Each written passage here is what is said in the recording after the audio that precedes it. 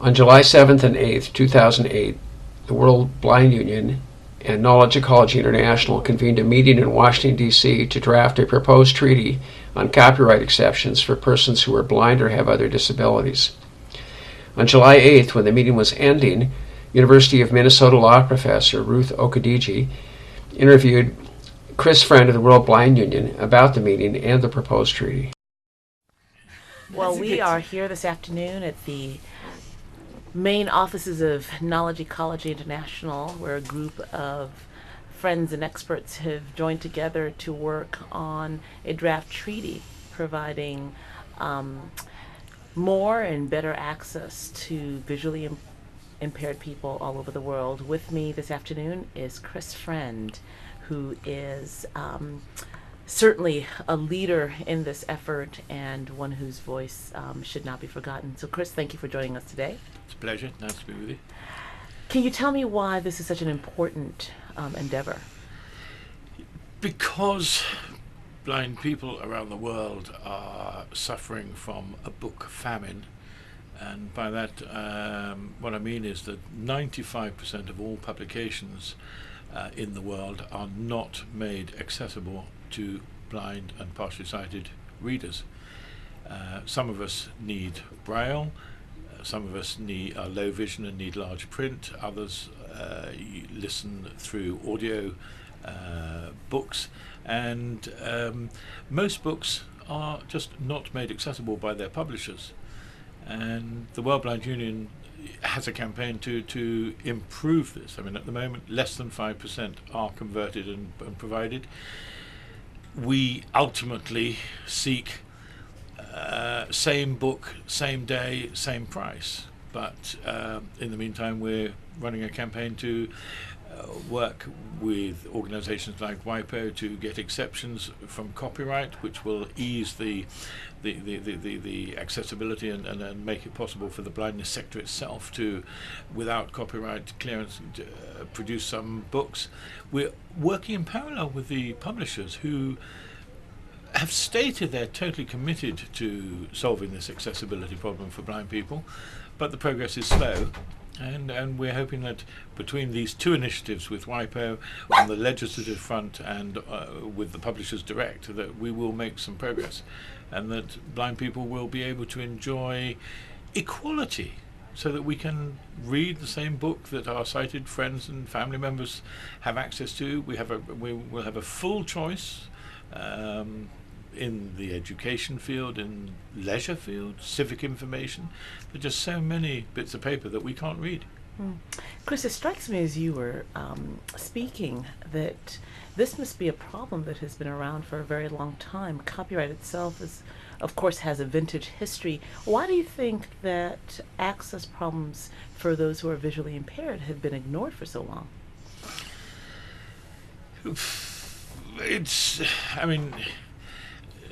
People with disabilities are well supported. There are lots of charitable foundations working to provide services, but there are always budget limitations, and Braille is expensive to produce, and it's one of those things that it's always in short supply.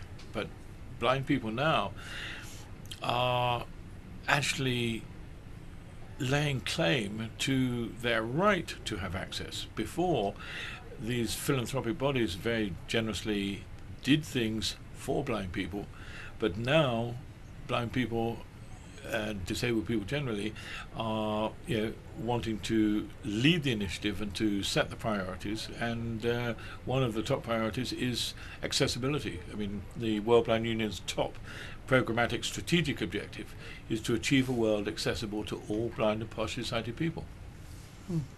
And can you tell us how effective the World Blind Union has been in reaching out to other pockets of communities where people are disabled, perhaps not visually, but in other ways? Are there efforts to attempt to coordinate across a broad spectrum of things? In other words, is this the last major project that the World Blind Union has, or are there other efforts that are underway?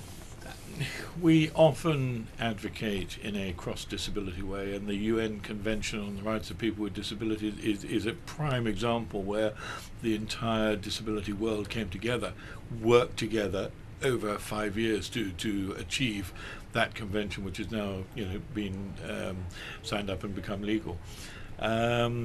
And we, with our need for accessibility on books, are working alongside other people who are print impaired, because dyslexic people can be greatly helped by the audio books that we are producing, and there are a whole range of other people who, I mean, print impaired means that you cannot take a book, turn the pages and read it for yourself. And therefore a quadriplegic who hasn't the use of their hands and arms cannot turn the page. So they are print impaired. So there is a wider disability community, but the visually impaired community is obviously the largest and highest profile in need of accessibility, and so we are leading on this. And I chair the World Blind Union's Copyright and Right to Read working group, and we have a global Right to Read campaign, working with our 180 national members to lobby their copyright office in country to legislate for exceptions. We're bringing together in country all interested stakeholders into a Right to Read alliance at national level. That's the libraries and the blind organisations and the charities serving blind people and special education departments. They're all coming together and working on this.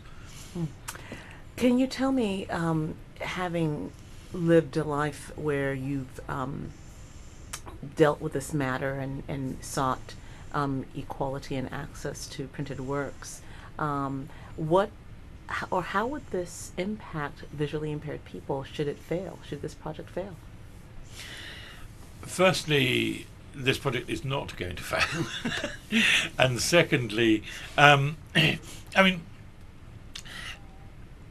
blindness has been accepted as a root cause of poverty, and under the MDGs, the need to reduce poverty is critical. And blind people, if you educate blind people, then they are far more capable of getting jobs and holding down jobs and contributing to the life and the economy of their family and their communities.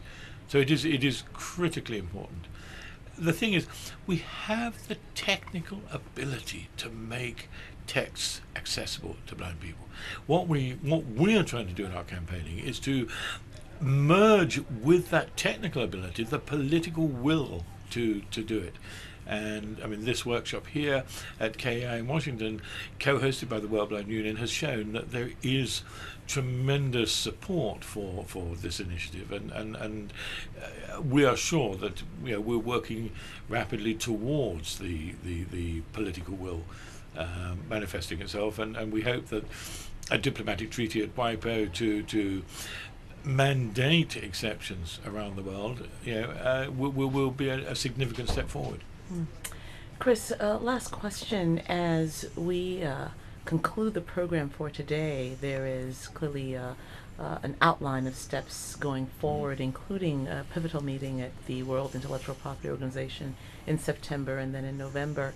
What would you say to the over 100 nations that are members of WIPO about the importance politically and morally and legally of this treaty?